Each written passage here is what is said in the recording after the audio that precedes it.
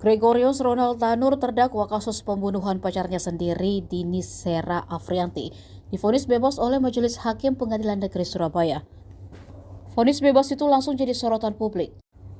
Pasalnya, jaksa penuntut umum sebelumnya memberikan tuntutan 15 tahun penjara terhadap anak dari ex-anggota DPR RI tersebut. Sosok hakim yang memvonis bebas pun juga disindir habis-habisan. Wakil Ketua Komisi 3 DPR RI Ahmad Sahroni mengatakan vonis tersebut membuat rusak penegakan hukum di tanah air.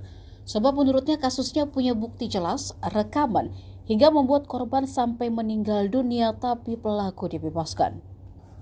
Politisi Nasdem itu bahkan sampai mengatakan jika hakimnya sakit dan memalukan. Vonis dibacakan Ketua Majelis Hakim Erin Tua Damanik.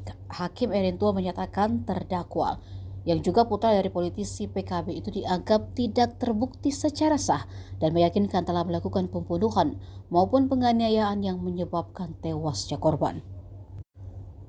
Kasus ini terjadi di tempat karaoke Black Hole KTV Landmark Mall Surabaya pada 3 hingga 4 Oktober 2023 lalu.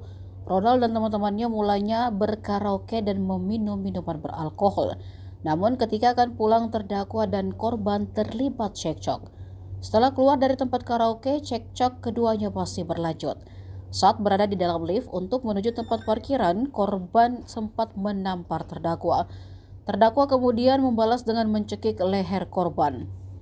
Sekarang menghadirkan lokal menjadi Indonesia.